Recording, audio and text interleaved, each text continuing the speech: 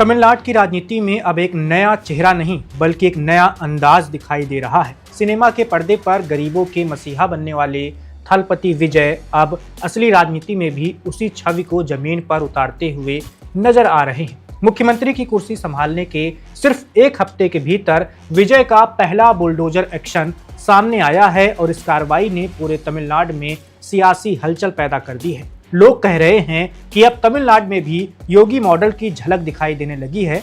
चेन्नई के पेरम्बूर इलाके में सालों से एक ऐसी समस्या थी जिससे हर रोज सैकड़ों स्कूली बच्चे परेशान होते थे।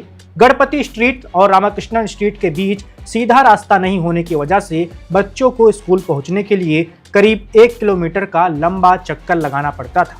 बरसात के दिनों में ये परेशानी और ज्यादा बढ़ जाती थी। इलाके के लोग पिछले करीब 30 सालों से इस रास्ते की मांग कर रहे थे, लेकिन हर सरकार आई और चली गई, समाधान नहीं हुआ। फिर तमिलनाडु की सत्ता में आए थलापति विजय। मुख्यमंत्री बनने के बाद विजय ने सबसे पहले अपने चुनाव क्षेत्र पेरम्बूर की फाइलें मंगवाई। अधिकारियों से इलाके की समस्याओं की रिपोर्ट ली गई। तभी ये पुराना मामला उनके सामने आया। विजय ने बिना देरी किए हुए आदेश दिया और फिर शुरू हुआ बुलडोजर एक्शन। कुछ ही दिनों में कब्जे हटे, दीवारें टूटी और छात्रों के लिए 30 फुट चौड़ा रास्ता तैयार कर दिया गया।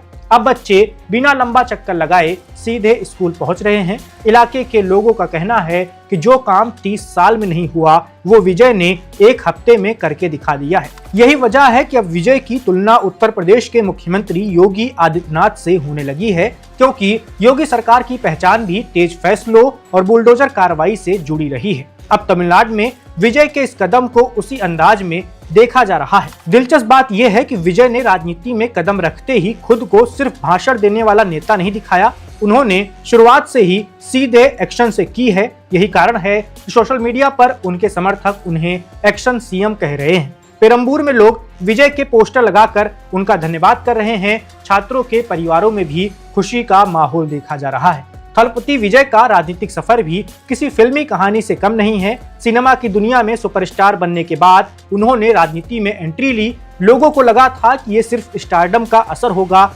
लेकिन चुनाव नतीजों ने सबको चौंका दिया। विजय ने 2 सीटों से चुनाव लड़ा और दोनों जगह पर उन्होंने जीत हासिल की है। पेरम्बूर और त्रिची दोनों सीटों पर जनता ने उन्हें भारी समर्थन दिया। बाद में उन्होंने पेरम्बूर सीट अपने पास रखी है। टीवीके यानी तमिलगा वेत्री कड़गम ने चुनाव में शानदार प्रदर्शन किया। पार्टी को 108 सीटें मिली और छोटे दलों के समर्थन से विजय ने सरकार बना ली। पेरम्बूर सीट पर विजय ने डीएमके उम्मीदवार आरडी सेकार को 53,000 वोटों से हरा दिया। उन्हें 1,20,000 से ज्यादा वोट मिले थे। ये जीत सिर्फ चुनावी जीत नहीं थी बल्कि लोगों के भरोसे की जीत थी। अब मुख्यमंत्री बनने के बाद विजय उसी भरोसे को मजबूत करने में जुटे हुए हैं। पेरम्बूर में रास्ता बनवाकर उन्होंने साफ संदेश दिया है कि उनकी राजनीति सिर्फ वादों तक सीमित नहीं रहेगी, जनता को काम भी दिखेगा। यही वजह है कि तमिलनाडु की राजनीति में अब एक नई चर्चा शुरू हो गई है। लोग पूछ रहे हैं कि क्या विजय सच में योगी की राह पर चल पड़े हैं, क्योंकि शुरुआत तो बिल्कुल वैसी ही दिखाई दे रही है। Subscribe to One India and never miss an update. Download the One India app now.